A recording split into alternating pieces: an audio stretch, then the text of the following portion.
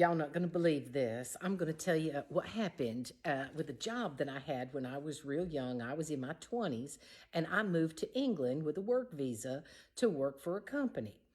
Well, I get over there and get settled. I got my new job and everything's all fine. There's been a couple of hiccups, but I'm all settled in and working. Well, I work a 12-hour shift and I share an office. The woman works opposite me, works a 12-hour shift during the day, and I work a 12-hour shift at night in this office. And we work for the telephone company, and we help people make collect calls and person-to-person calls, that sort of thing.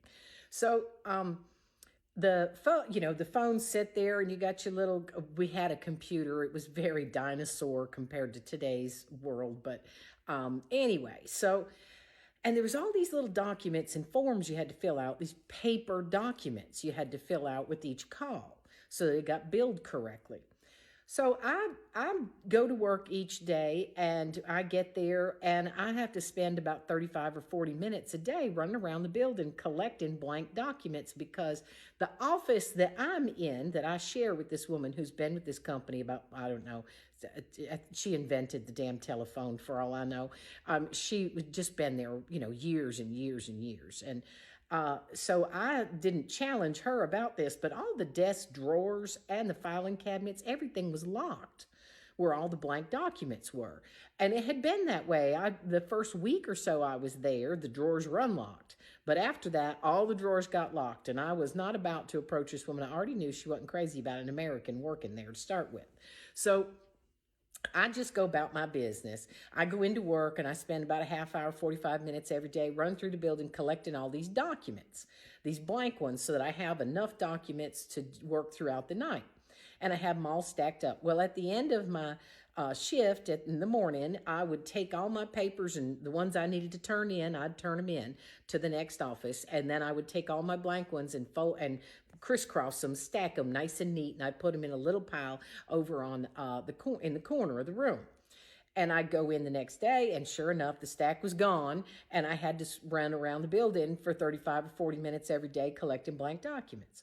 Well, this went on for about 2 weeks, and it was frustrating, but I didn't say nothing. I was young and naive at the time. Well, I wasn't that naive, you know what I mean? Because when you figure out what I did about it. Anyway, so about 2 weeks into this, my supervisor calls me into the office and tells me that I am getting written up. Now, I want you to keep in mind that I have this job through a work visa. I am out of the country. I am on my own. I can't lose this job. I mean, what am I going to do? Swim back? I'm just, oh my gosh, right? So I apologize. I'm so sorry. And he tells me that he's writing me up. I'm being reprimanded officially on paper, in writing, in my employee folder for wasting time when I get to work, that I'm spending about an hour and a half each day not working while I'm on the clock. And I thought, I'm working. I don't dilly-dally here at all. I don't. And I said, I'm so sorry. He said, look, when you come to work, he said, you need to be ready to go to work. He said, you get here, he said, and it takes you, give or take, an hour to get actually logged in and working. I said, oh, yes, sir. I'll do better. Yes, sir. So I realized that it's this running around the building collecting paperwork. And it's my fault, but it's not my fault, and I don't say anything. I say, yes, sir, I signed the paper and I go about my business. So now I've got a big satchel and I am bringing all those papers home with me, the blank ones, not filled out documents, but the blank ones. I take them home with me. I bring them all the way back on the train, everything, so that in the morning I can get right to work and I've got all those documents in my satchel, all the blank ones, enough to get through the night. And then I'll stay a little bit late in the morning and I'll collect some fresh ones so that I got my satchel all packed. So when I get to work tomorrow, I'll have my satchel full of these papers.